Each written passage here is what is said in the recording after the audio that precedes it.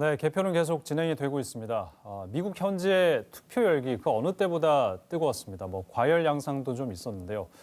또 전 세계가 그만큼 주목을 하고 있습니다.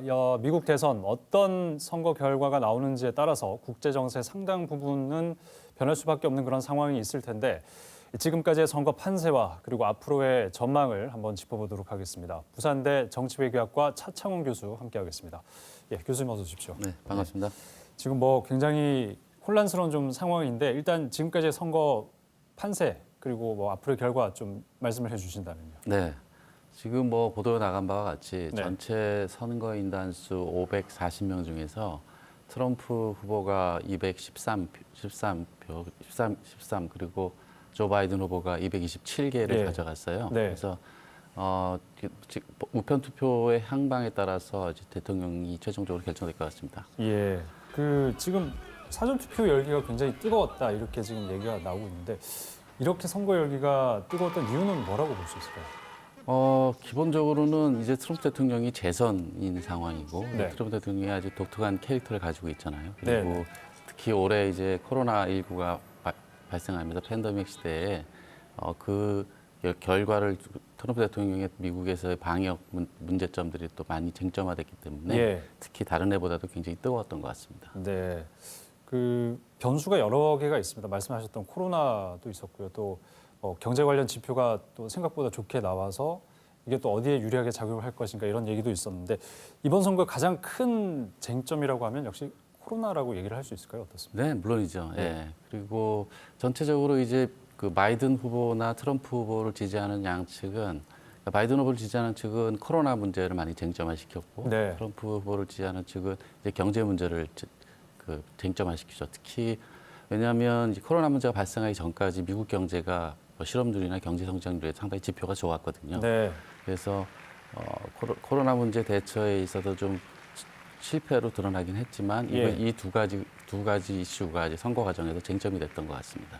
그 쟁점을 어떻게 판단하느냐에 따라서 이제 표가 트럼프로 갔는지 바이든으로 갔는지 그렇죠. 이게 예. 투표 결과로도 정확하게 나오는 그런 상황인 거군요. 예, 예, 알겠습니다.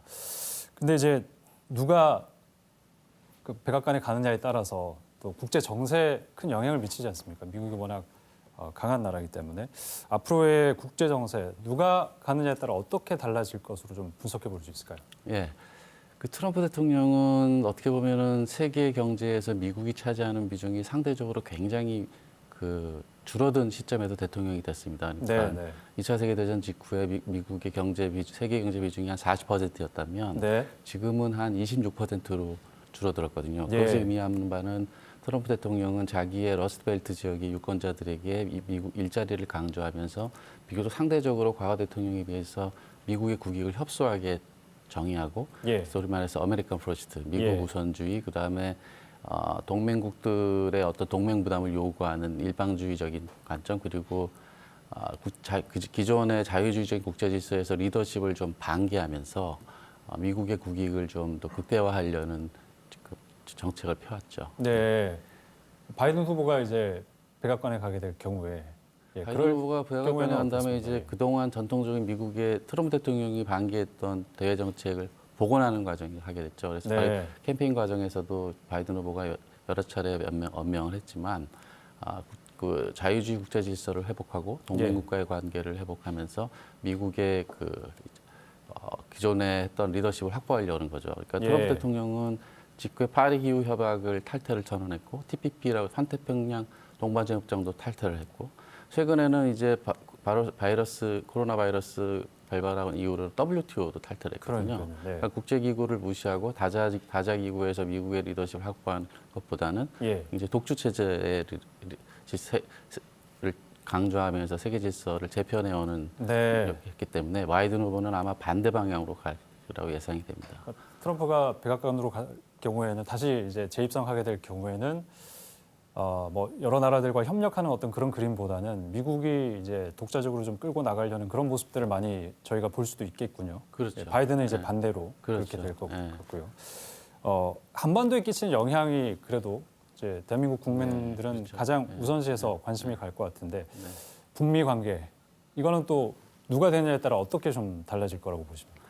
아무래도 이제 트럼프 대통령이 당선이 될 경우에는 기존에 이제 북미 간에 해왔던 협상이 지금은 이제 중단되어 있지만 네. 탑다운 방식의 김정은 위원장과의 협상을 이제 재개할 여지가 남아 있고요. 네, 네. 반대로 조 바이든 후보가 대통령이 될 경우에는 이제 전통 미국 국무부 내 관료들의 입장을 중시하면서 북미 협상의 기본적인 원칙을 뭐 캠페인 과정에서는 제재와 협상이라는 밝히긴 했지만 예. 아무래도 상당히 신중하게 접근을 해 나갈 가능성이 많기 때문에 네. 그동안 트럼프 대통령이 진행해왔던 북미 관계의 틀은 아마 완전히 새롭게 이제 뒤엎을 가능성이 많을 것 같습니다. 그래서 협상의 여지는 상대적으로 좀 약해지지 않을까 생각이 됩니다.